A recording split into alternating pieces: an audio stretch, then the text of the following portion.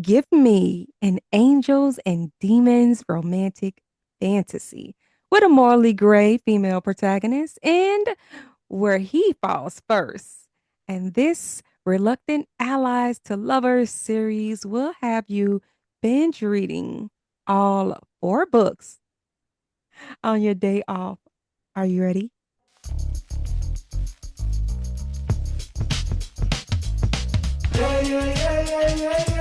The Books and Vogue podcast. Come get your favorite next book. The Books and Vogue podcast with Catherine Brad.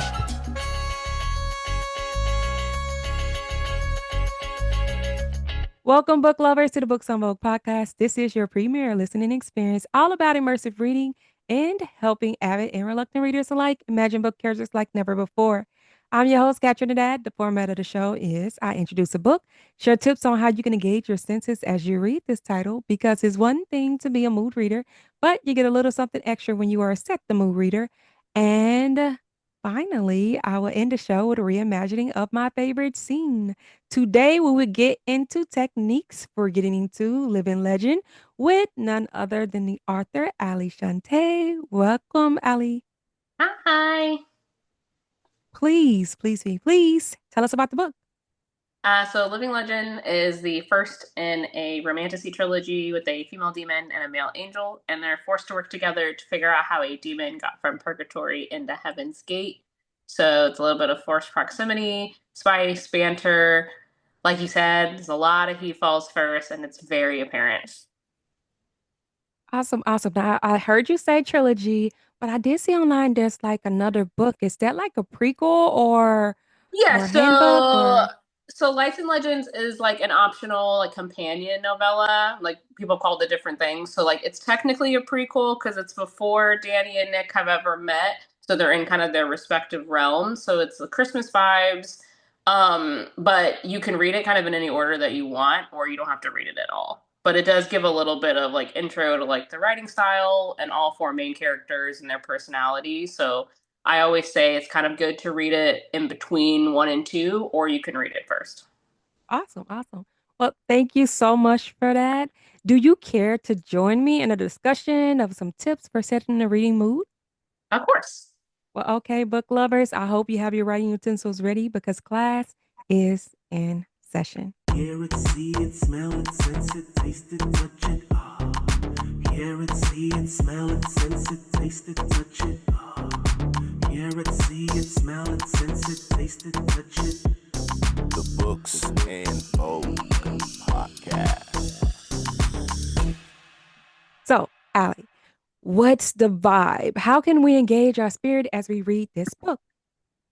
I think like the vibe of the book is that it's, one part sexy and just one part funny. So I would think like I always like think with reading that, especially with this book, because it is like a chunkier book, but you are kind of diving into another world, that if you could just have like a comfy chair, specifically one of those beanbag chairs, that would be a great time, because I feel like a lot of people when they start, they don't really want to stop. So getting up's not an option. Okay, okay. So, what's the sound of Living Legend? Any keynotes in music or nature could set the tone as we read this novel? I definitely say music wise, I wouldn't put anything with like real lyrics. It would be a lot of instrumental. And depending on where you are, it's a lot of just like not heavy metal, but it's a lot of just like intense sounds. But then when you get to like the more like spicy scenes and like the romantic and the flirting, it's just kind of like, I don't know, like slow moving music, but not sultry, because there is like heavy flirting, but you're just being edged the whole time. So until those parts hit. So it's just kind of like that slow moving, like romantic music, and then it gets cut short. And then you have more like not heavy metal, but like intense music. Okay, okay. So, do share the aesthetics. This can be any visuals aside from the book, such as lighting. It really depends on where you are. So if you're anywhere where like Heaven's Gate is, so where Nick trains and lives, is that it's gonna be like more bright. you're gonna get more of like the seasons where he lives. So you'll get a lot of sunlight, a lot of trees, a lot of grass, a lot of flowers. But obviously in the book it rains, it storms, all those good things happen. So like you'll get a lot of that. When you're in purgatory, you don't get any of that. It is hot, but it's not hell. So it's just kind of humid, and the lighting is very dim. It's very like neon club aesthetic. So they're very, very different. And then obviously when you go to places like Oculus where all the enchanters are, that is heavy like rainforest greenery. So that's more of like you're gonna get a lot more foliage. Okay, okay. So, what's the flavor? Any food or drink companions for this title? Alcohol, just any kind you'd like. Um, I definitely think like I wish I had like food wise because I've had a lot of people ask me like is like can we do like a recipe card or can we do something like this? And I was like, there's not really any recipes. I mean, unless you think about Nick's dad, he made like soup one time, and I think he made like a roast. But I mean, like I don't have a recipe for that. But I mean, those are the only two foods I can think of. But I mean, they're worth it. But yeah, I mean, like, but they all were made at home. So really, like that feeling of family is like those are two foods that like are very comfy. Okay, okay. Gotta love comfort food. So, what's the aroma? Are there any smells to transport us into the pages? I would definitely just say like generally setting wise, it's just like an outside scent. It's hard to say. Like I guess I don't know when people do like Febreze ones and they'll smell like I don't know the sky and like Febreze will have those weird smells where it's like clean linens or something. So it'll be kind of like that. Like if you go outside and like almost like an after rain smell is that I feel like that's it. But then also if you want to get into like the cheekiness of the book, then like you definitely smell cinnamon because that's really important to Danny and Nick's whole issue with each other, or really his issue with her, but it's not an issue. He's just annoying. Okay. So, how can we get more of the feels? How can we engage our sense of touch or temperature while reading this book? I the way that I read, like if when I was like rereading it, is that I just love blankets, and then also like if you can magically make it rain wherever you are, I think that's great because there's a particular scene where it's raining and they're doing it, and I think that that's worth it to get that same aesthetic going, so you can feel like you're there. Okay, okay. That definitely that's a whole mood. I love. Well, there you go, book lovers. These are your recommended supplies as you read this title. If you're able, pause and get some of these if available, or simply imagine because it's time for my favorite scene. Disclaimer, please note that exact words, names, locations, and/or scenarios mentioned in this reimagined reenactment may differ from the actual book. Sharing my favorite scenes, I reenacted though, imagining the fiction world that I've been reading of. Going from all the things, I just gave you a list. Come experience all the senses as protagonists. And it don't get more real than this. Immersive read with books on book and live vicariously.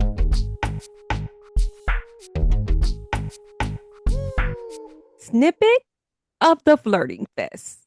Starring Allie Shante as the narrator and Danny, and Kat Trinidad as Nicholas. You're going to act coy now? Of all the times to open your mouth, you choose now to be coy? I rolled my eyes. Stop whining. I'm not being coy. I really don't know that much. But you know enough to make an ominous comment like that. He settled back in his corner of the couch and scanned me from head to toe. Again, this time making a point to not linger on my legs, tucked under my thighs. If I tell you what little I know, will you shut up about it? One of these things sliced through my side today. I'm not making that fucking promise. Annoyed, I took a long, disgusting pull of the beer. Demons have souls or an essence, Nicholas. They aren't as pretty or as pure as you angels, but they're there. It keeps us in a type of homeostasis. Without them, I trailed off, trying to find the right words. He nodded as if he had some type of understanding. These shadow demons that ambush us don't have a soul? I pointed my bottle at him. Correct. I only overheard talk about it once between a few demons. Lilith can take souls like I can, but I always just kill them outright because it's the simpler choice. Other times, I do take the soul, but I can keep them soulless.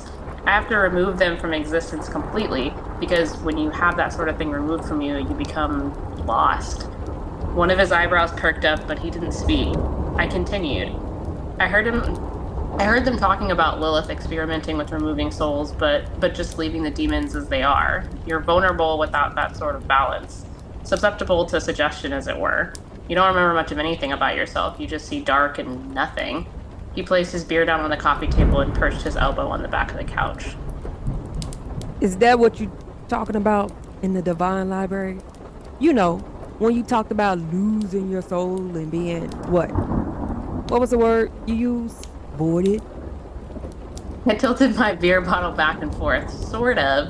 I wasn't speaking about someone ripping my soul out. Just that one day, after everything I've done, maybe I'll reap what I sow. I laughed at myself and shook my head, looking down at my exposed knees. No one really knows what true darkness is like until you're trapped in it, with only a voice to guide your lonely thoughts. Lilith could mold them if she wanted, since they have nothing else going for them without their souls. She makes them ultimately submit, or I assume that's how it would go. Nicholas ran a hand through his hair, making it stick up. Well, that's a scary fucking thought. I lifted my eyes in a, well, yeah, gesture. These demons give off the vibe that that's exactly what she's doing. Lilith sent them there to bombard us, clearly tasked to attack, kill, attack. And Nicholas reached for his beer, his shirt lifting a bit, revealing a sliver of abs and parts of the gauze covering his wound. Well, it's just stupidly simple for Lilith. I've spent enough time with her to know she isn't stupid, and she isn't simple. Well, if these demons were just like Cullen, sent as a test through the portal. Nicholas let out a hum against the top of his beer bottle, the sound of his breath against the top making a low whistle. then what happened with the demon before the ambush? The one Marcus ended up finding? I pursed my lips and squinted, trying to think, the sound of the rain making it easier for me to gather my thoughts. I don't know about that one. Maybe it slipped through the cracks. If voided demons aren't strong enough to maintain a bond with the host being Lilith, then they can go rogue. Nicholas took a drink from his bottle, then another, and another. Okay. Okay. The crackle of the fireplace was loud from the way the silence enveloped the room. His answer was so simple, as if every new piece of information he got was just so much that he could only respond in monosyllables. He scratched the back of his neck and nodded. Yup. You aren't going to interrogate me anymore? That was hardly an interrogation. I would know, wouldn't I said, sticking my tongue out between my teeth. I don't think you have anything to worry about, He said, looking towards the fireplace and gazing into the dancing flames. His face was illuminated, making his brown eyes brighter. What are you talking about? about losing your soul or losing yourself. I honestly don't see that happening. At least, probably, I'm not totally convinced she isn't already consumed by the darkness. I chuckled, tilting my head to the side mischievously. Nicholas, is that your version of saying something nice about me? Think whatever you want. I fingered my hand through my hair. Just because you fucked me doesn't mean you have to say or do nice things. He had pulled me out of that group of demons as if it was his mission to help me. I felt something tug at me at the moment he had grabbed my hand and pulled me out. Gratitude? Happiness? Who the fuck knows? Nicholas practically coughed up his swig of beer, pressing his hand on his throat to stop from coughing up a lung. Danny, I already told you. Yeah, it was a mistake. Whatever you have to say to make yourself feel better when you jerk off to the memory of my pussy in the middle of the night. He had his beer slightly tilted to his lips as I said this, causing him to scrub a hand down his face and place the beer on the coffee table. Look, you absolutely have no filter, do you? With you? Not a chance.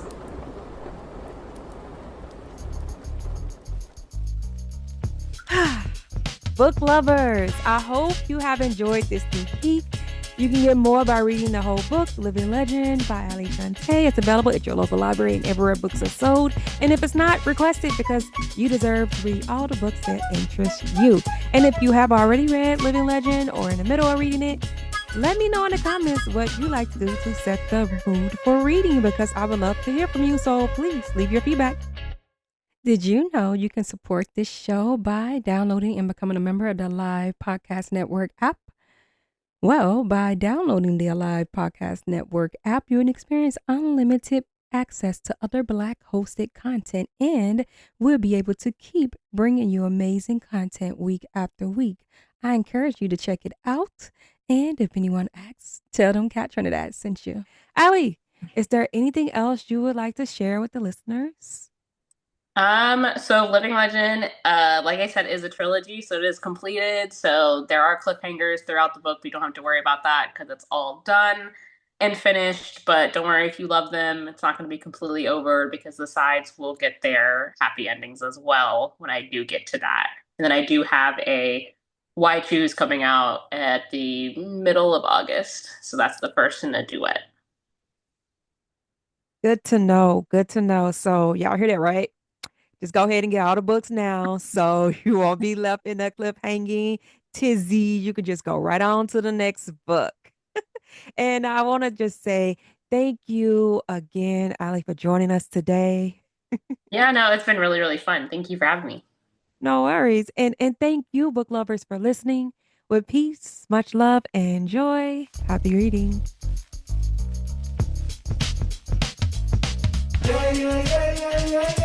The Books and Vogue Podcast. Come get your favorite next book. The Books and Vogue Podcast. With Catching Red. Subscribe, listen, check out recommendations, and happy reading.